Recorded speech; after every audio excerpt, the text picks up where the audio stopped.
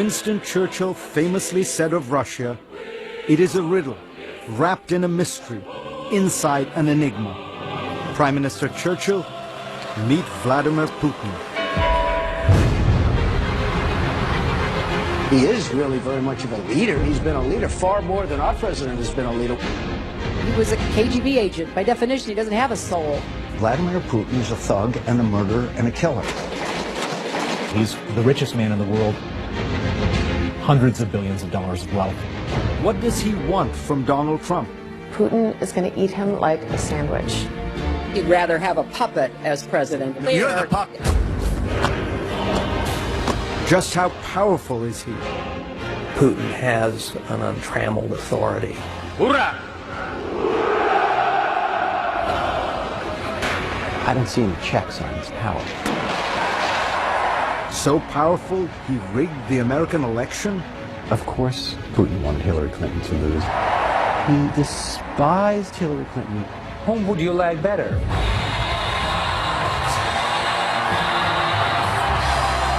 Of the world! While Russia celebrates, Americans ask, what does he want? And is he really the most powerful man in the world? December 5th, 1989. It was a cold night in Dresden, East Germany. And it would change the course of Vladimir Putin's life.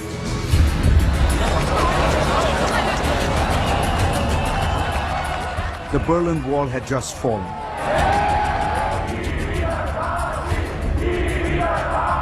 All over East Germany, angry crowds roamed the streets, lashing out at symbols of communist rule.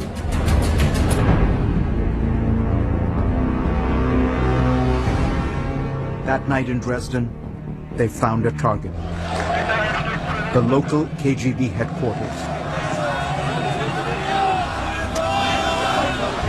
A mob surrounded the building. As the hour grew later, the crowd grew larger.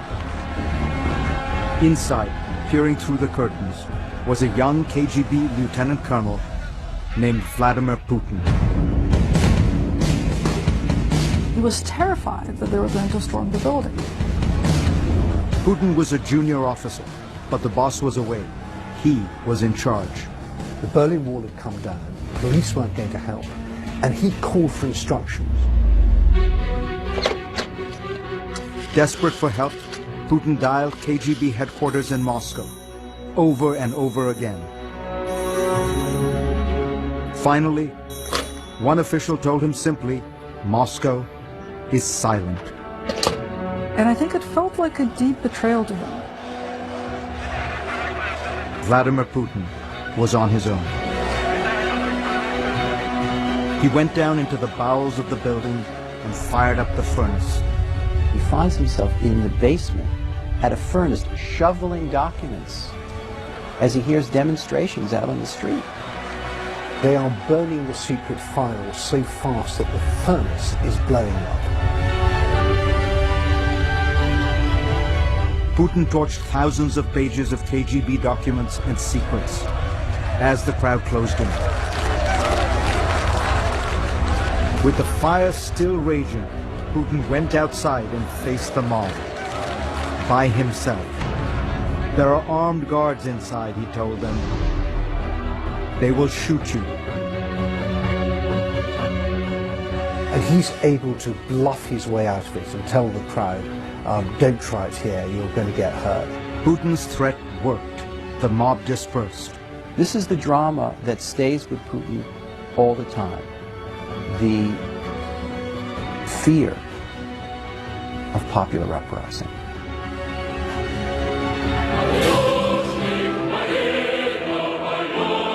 Vladimir Putin quells that fear with absolute control. This is what control looks like.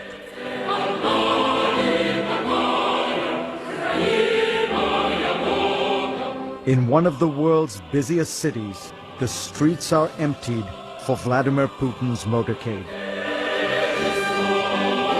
12 million people simply disappear on Putin's inauguration day.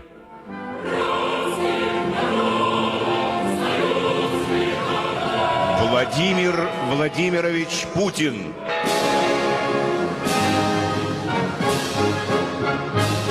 The event was perfectly produced for Russian television.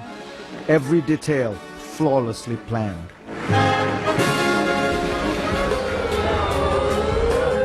Almost every detail.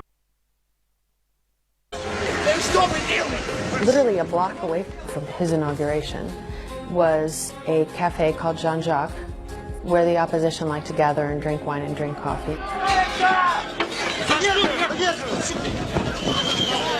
And the riot police descend on the cafe and start arresting people sitting at their tables outside, turning over tables, breaking cups and plates.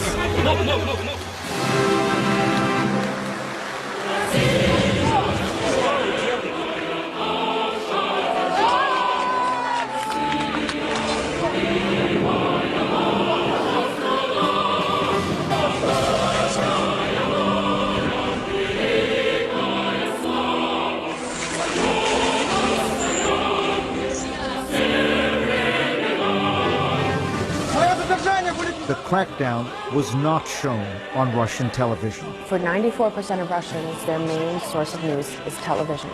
If it didn't happen on television, it didn't happen. Putin controls television. There's absolutely no critical words about Vladimir Putin on the Russian airwaves. None, not one word. Putin controls everything in Russia. Putin has an untrammeled authority. I don't see any checks on his power. Минуту молчания. He is able to make singular, rapid decisions. The absolutism there is unlike anything I've seen in Russia. All that power is propped up by an astonishing approval rating, over 80%. And that's according to American pollsters.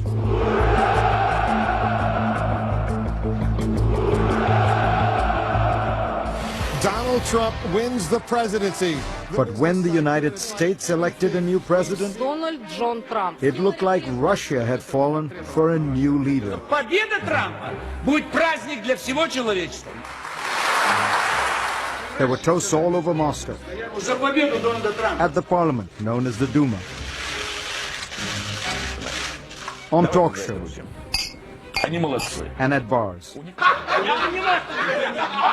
We are the champions of the world. But one man seemed utterly unsurprised by Trump's victory. He's happy to take credit. And that means that he won the U.S. election. The man who is simultaneously president of Russia and in charge of the United States. Mr. Putin. Trump impersonators are everywhere in Russia.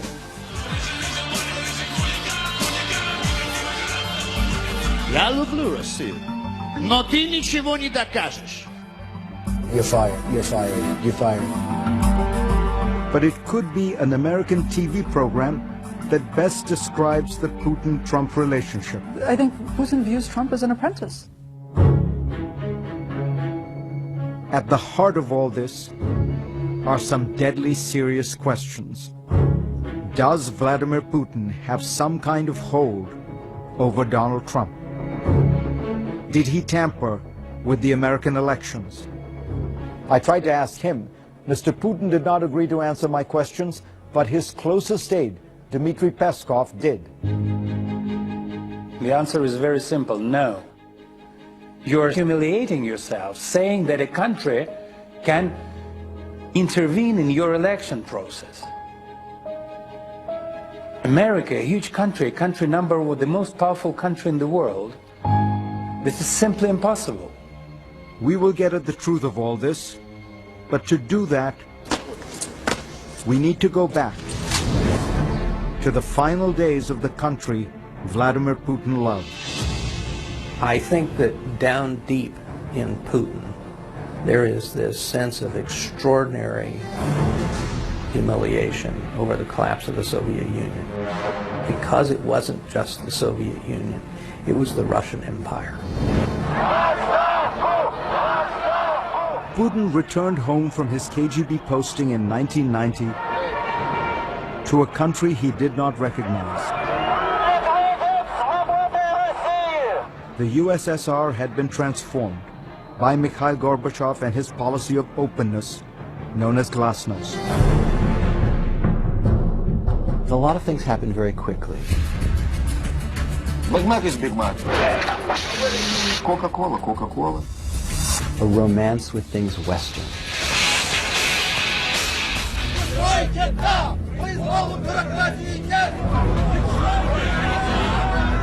Freedom came fast, and it exposed the rot at the heart of Soviet communism. Across the Soviet Union, hundreds of thousands of people began demanding democracy and national independence. It was once again what Putin feared most. The people rising up. And finally, the people won. Tonight in Moscow at the Kremlin, the red flag of the failed Soviet Union at last came down, and the flag of Russia rose. 300 years of history erased. Soviet institutions like the KGB simply ceased to exist. Vladimir Putin views the breakup of the Soviet Union, as he said himself, to be the greatest geopolitical tragedy of the 20th century. It was a traumatic time, and it sparked a profound change in Vladimir Putin. He became a politician, deputy mayor in his hometown of St. Petersburg. It was not a big job, but Putin clearly had big dreams.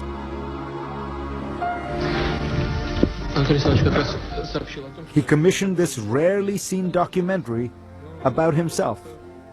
Presenting Vladimir Putin, the credits read, "In Power." Weirdly, the soundtrack is from the Broadway show Cats.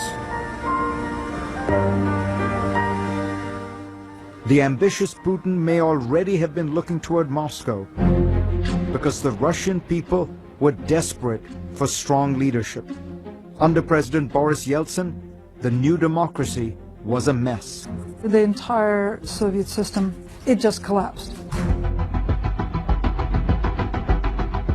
The oligarchs, the men who profited on the spoils of communism, became fantastically rich. Mercedes-Benz is selling more of its top-line cars in Russia than in all the rest of Europe. But ordinary Russians were sinking into desperate poverty. There were dire food shortages, even starvation. I don't know how to feed my kids without milk. I just don't know what we're going to do. President Boris Yeltsin was in charge, but he seemed increasingly unstable.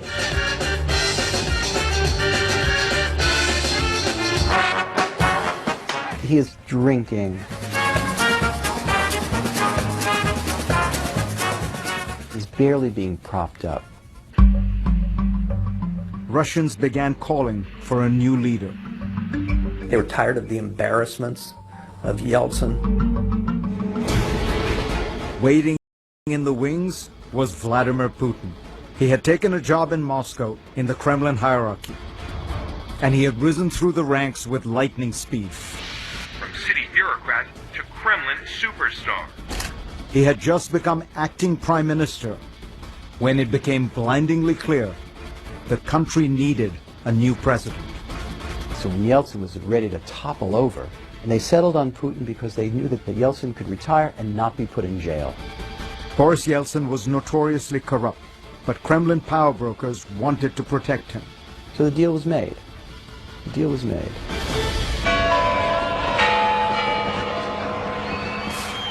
December 31st, 1999. The surprise announcement from Boris Yeltsin that he is resigning as president and turning over power to his prime minister, Vladimir Putin.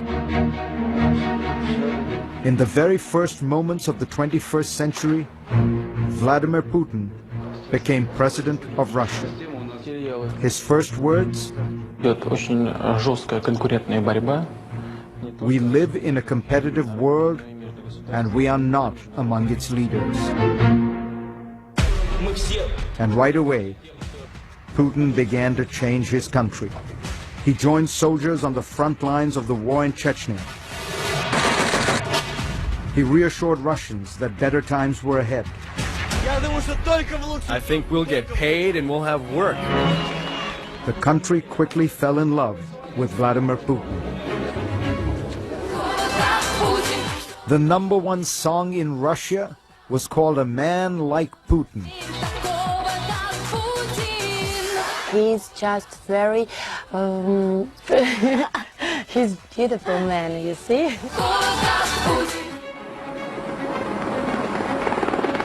But the biggest surprise? America also loved Vladimir Putin. President George W. Bush thought he'd found a kindred spirit. I looked the man in the eye. I found it to be very straightforward and trustworthy. I was able to get a sense of his soul.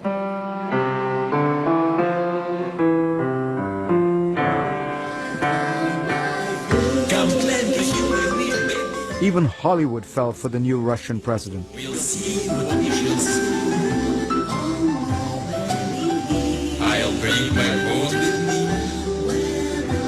He bonded with stars at a charity dinner.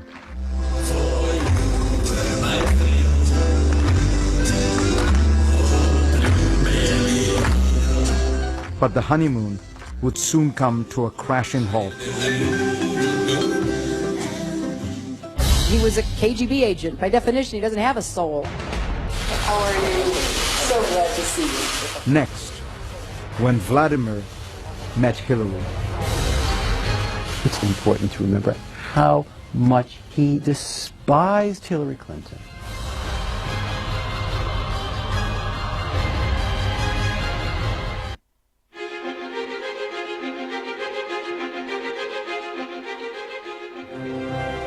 How many times will she leave her mark?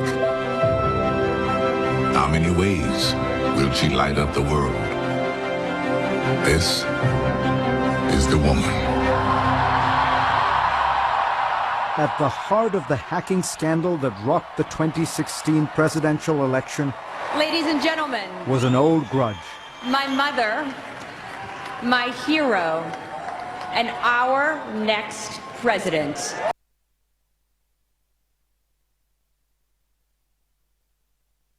Hillary Clinton. It went beyond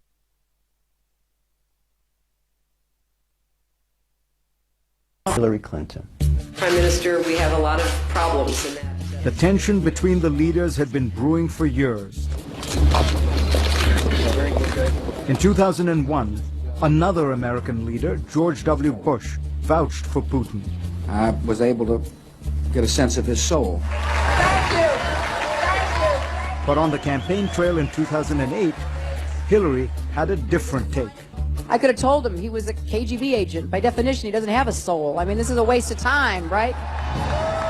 Recently, Mrs. Clinton said that you, as a former KGB agent, by definition, can have no soul. Putin's reply? Statesmen shouldn't be guided by their hearts, they should use their heads.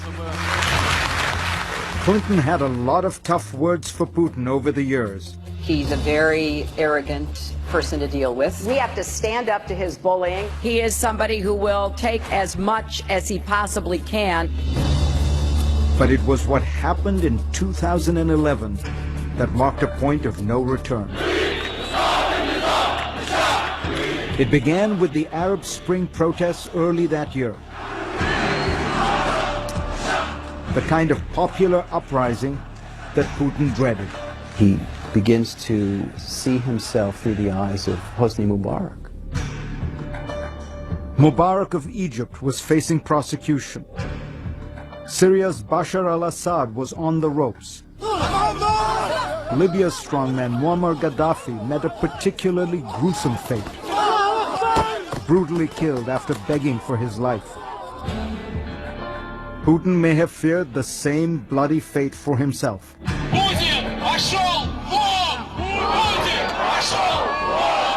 Just a few weeks later, rebellion arrived in Russia. Tens of thousands rallied in the streets of Moscow. The biggest protest there since the fall of the Soviet Union. People were hanging off lampposts, people were in the streets. It's really shocking. Putin was now living the same nightmare he had endured as a KGB officer in East Germany in 1989. This time in his own backyard. And he wasn't even president at the time. He was prime minister, having handed the presidency over to his associate, Dmitry Medvedev. As the winter went longer and longer and got colder and colder, the protests got bigger and bigger. As Putin saw people turning against him, Hillary Clinton weighed in.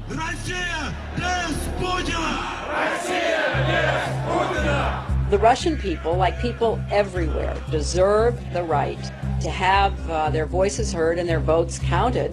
When Putin hears something like that, I imagine he hears Bush talking about Saddam Hussein. He hears that as they're coming for me. There he goes. They're trying to drive me from power. And what the hell do you know about my people and whether they deserve to have their voices heard? Like, I'll tell you if they should have their voices heard.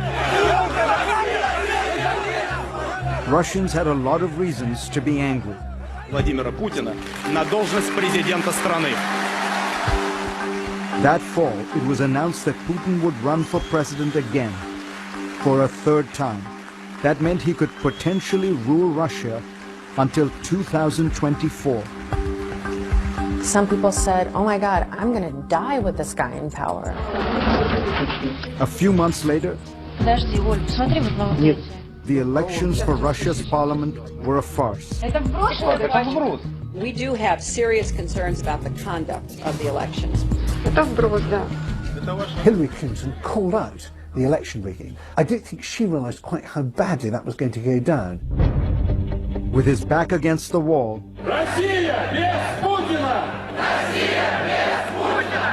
Putin turned the tables. He blamed the protests on Hillary Clinton,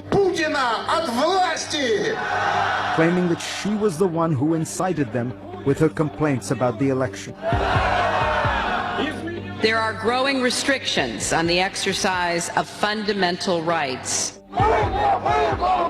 Quote unquote, she sent a signal. That was his words.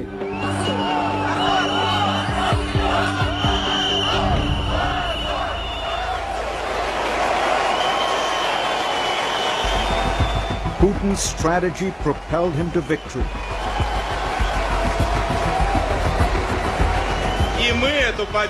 In March 2012, he won re-election handily,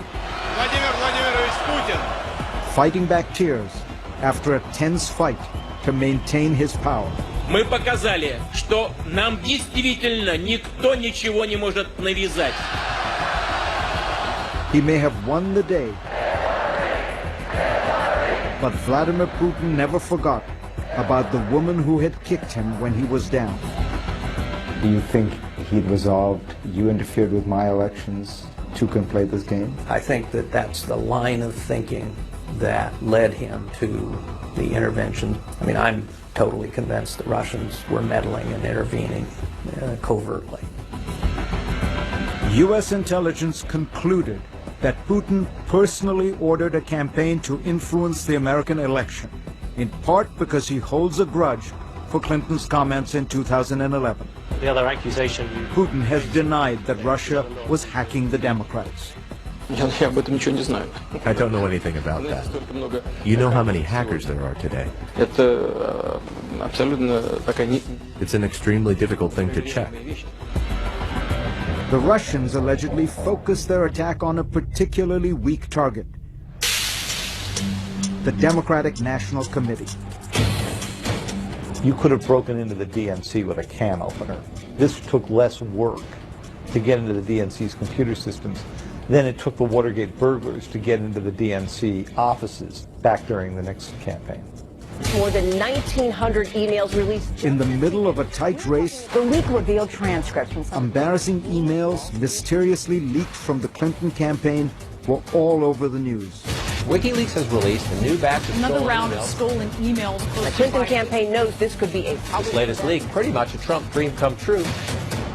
Donald Trump was delighted by Clinton's misfortunes. Russia, if you're listening, I hope you're able to find the 30,000 emails that are missing. Donald J. Trump will become the 45th president of the United States, defeating. In the end, America's election went Putin's way. I've just received a call from Secretary Clinton. Hillary Clinton was quite negative about our country and her attitude. It wouldn't be bad to get along with Russia, right? It wouldn't be bad. And to the contrary, the other candidate, Donald Trump, was saying that we have to find some understanding. When people like me, I like them. Even Putin. Whom would you like better? This is not the outcome we wanted. Hillary Clinton suffered one of the most shocking defeats in American history. I know how disappointed you feel because I feel it too.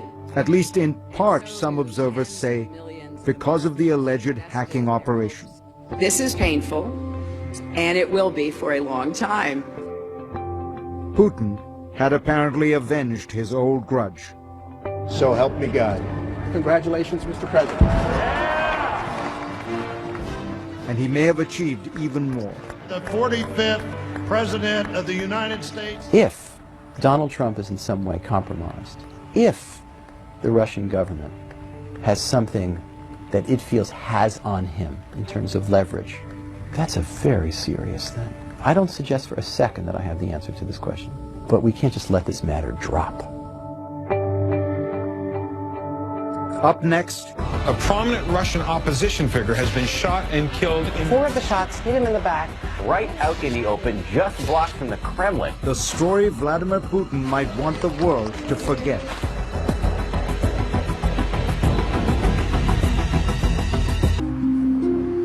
February 27th, 2015. Nearly midnight. A man and woman walk across the Bolshoi-Moskovetsky Bridge, right next to the Kremlin, a highly monitored area littered with surveillance cameras. All those cameras, but amazingly, this grainy, faraway video is the only footage that exists of a critical moment in recent Russian history. Inside the circle of what a Moscow TV station purports to be Boris Nemtsov and his girlfriend. Nemtsov was, of course, the well-known Russian opposition leader who led the protests in 2011. The station says that while this snowplow hides the two from camera's view, Nemtsov was killed, shot 4 times in the back. A prominent Russian opposition figure has been shot and killed in... 4 of the shots hit him in the back. Right out in the open, just blocks from the Kremlin. So, who murdered Boris Nemtsov? Позорное явление. Трагическое и позорное. Vladimir Putin condemned the killing, calling it shameful and impudent. And 5 Chechens were recently found guilty in connection with the murder. But many doubts remain. The assassination was extremely professional. Russian-born journalist Julia Yoffe says that only one group could be that professional. Nemtsov's girlfriend, who he was walking with, didn't realize he had been shot until the car was already driving off. It was quick and professional, and nobody has that kind of training outside the government. Senator John McCain takes it one step further. Vladimir Putin is a thug and a murderer and a killer and a KGB agent. He had Boris Nemtsov murdered in the shadow of the Kremlin. This is personal insult. This is lousy behavior from a politician. That is Putin's top aide and spokesman, Dmitry Peskov. It's nonsense. It's nonsense. There is nothing to comment on. Over the course of Putin's time in power, his regime has been accused of involvement in the deaths of many of its critics, including the journalist Anna Politkovskaya and the former KGB agent Alexander Litvinenko. The scholar of Russian studies, Stephen Cohen, responds. There's not a shred of evidence, there's not a single fact to sustain these allegations, but they take on a kind of folklorish reality. Тут господин Путин сказал. The allegations that Putin might have played a role in Boris Nemtsov's murder may stem in part from the evidence that Nemtsov had been accumulating against the president. Nemtsov was about to reveal information that would prove Russia's involvement in the conflict in Ukraine. That Ukraine report was released a few months after Nemtsov's murder. But there was an earlier Nemtsov report published in 2012 that also was embarrassing for Putin. It claimed the president had 43 planes, 15 helicopters, and 4 yachts at his disposal, including one super yacht. Then there are the palaces. Nemtsov's report says there were 20 presidential palaces available to Putin at any time. One of the palaces, known in the press simply as Putin's palace, was said to be worth $1 billion. This is not true. This is actually perverted commenting of reality. Putin's spokesman, Dmitry Peskov, says every world leader, especially the leader of a nuclear power like Russia or the United States, has access to state-owned homes and planes and helicopters that are safe and have secure communications. Of course, he uses these vehicles, this plane, these residences, but it's not his property. The rumors about his wealth, the rumors about the palaces, has nothing to do with reality. It's just lies.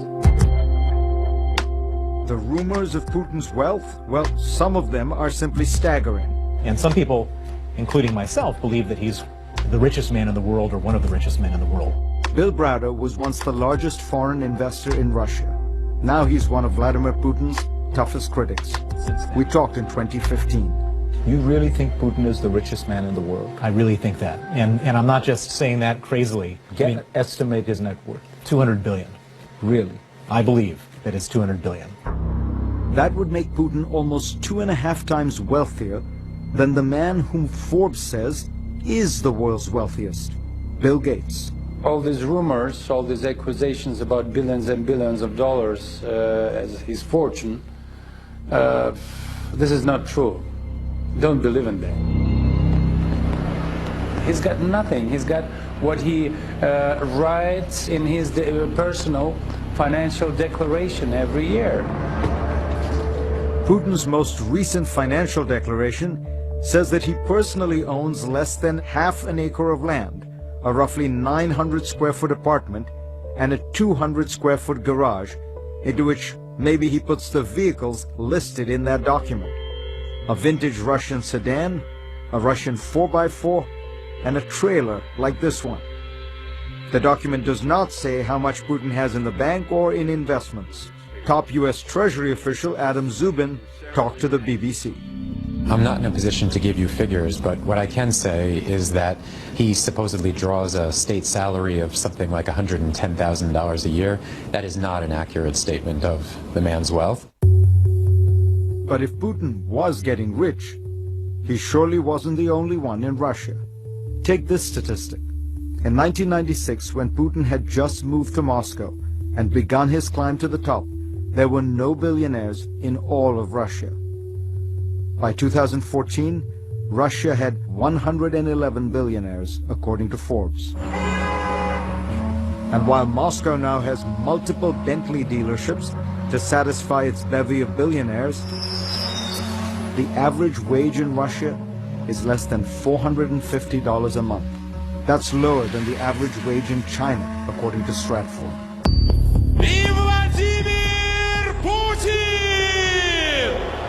But despite all the allegations, despite all the accusations, the fact remains Vladimir Putin is remarkably popular in Russia. Why? We'll tell you when we come back.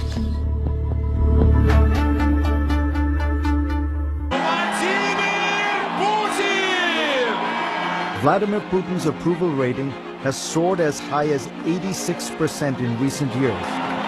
Consider that American presidents are happy when they break the 50% mark.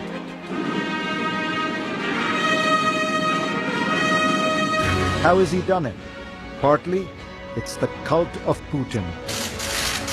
He has mastered the art of the manly photo op. He rides horseback bare-chested, finds ancient treasures underwater.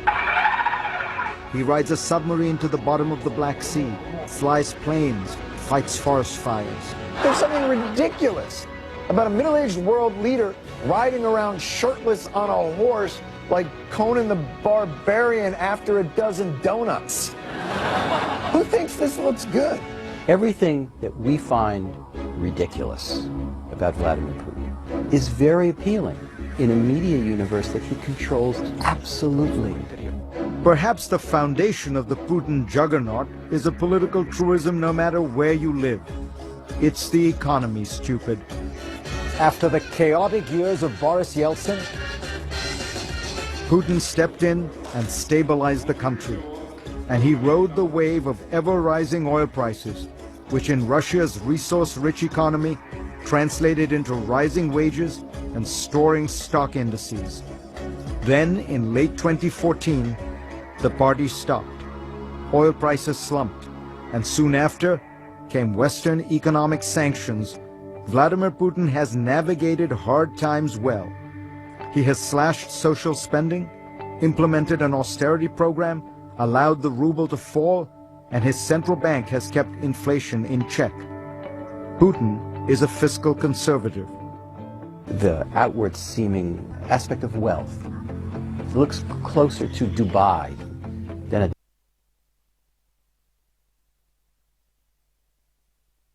does to Moscow 30 years ago. It's just an amazing transformation. Add to the economics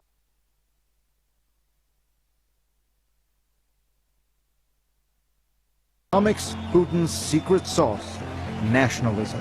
Vladimir Putin grabbed a piece of Ukraine for Russia. The West was horrified. That's the sort of thing that Adolf Hitler did in the 1930s. We thought those days were gone. But it all looked very different through Russian eyes. I have never met a Russian who accepted the notion of Ukraine as a totally separate state. Of course, many Ukrainians deeply resented the invasion, but not Russians. They see it as the revival of a deep sense of power and national destiny. Putin has given them their pride back. Russia is once again a great power.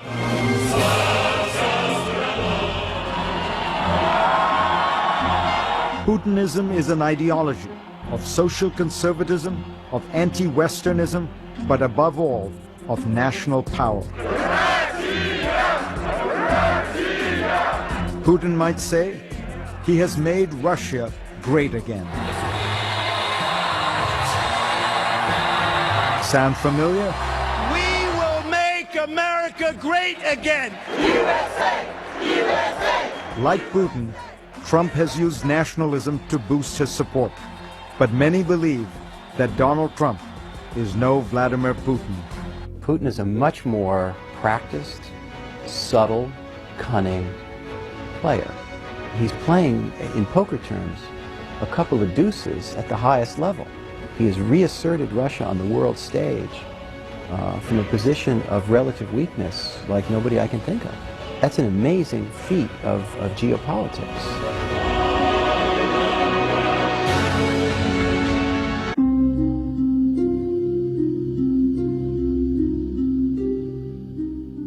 Finally, here are my thoughts on he whom we have called the most powerful man in the world. First, let me explain the title. The United States, and China for that matter, are more powerful countries than Russia, of course, but the power of a head of state is determined both by the country's strength and the capacity he or she has to exercise that power unilaterally, unconstrained by other institutions, parties, or political forces. And combining those two metrics, it's easy to see why Vladimir Putin rises to the top. He has created what he calls a vertical of power unlike any we have seen in other great nations. As the Russian chess grandmaster Garry Kasparov has noted, himself a harsh critic of Putin, the entire structure of Russian political authority rests on one man. When the Tsar died, after all, you knew the process by which his successor, his son, would be elevated. When the General Secretary of the Soviet Communist Party died, the Standing Committee and the Politburo would select his successor. But when Putin dies, I almost said if, what will happen? No one knows. To understand Putin, you have to understand Russia. The last 100 years for that country have seen the fall of the Tsar, the collapse of democracy, the Great Depression, World War II with its tens of millions of Russian dead, Stalin's totalitarian brutalities, the collapse of communism, the breakup of the Soviet Union, Boris Yeltsin's years of chaos and corruption, and then comes Vladimir Putin, who ushers in almost 2 decades of stability and, in popular perception, rising standards of living and increasing prominence and respect in the world. Да здравствует Россия! Respect is important. Russians have immense national pride. Russia is, after all, the largest country on the planet, 48 times larger than Germany. It encompasses 11 time zones and straddles Europe, Asia, and the Middle East. It is also a rich country, containing some of the largest deposits of raw materials, from oil and natural gas to nickel and aluminum. Culturally, it has often thought of itself as the third Rome, preserving Christianity even as Rome and Byzantium fell to the barbarians. Putin understands Russia, but he also understands the world. He's not foolish enough to make a frontal assault on America or Europe. He knows how to use power asymmetrically, with cyber tools and disinformation. He understands the vulnerabilities of free societies, their internal divisions and discord, and their gaping openness. He understands the fragility of institutions like the European Union and NATO, and ideas like integration and diversity. In other words, Vladimir Putin understands us very well. The question is, does Donald Trump really understand him?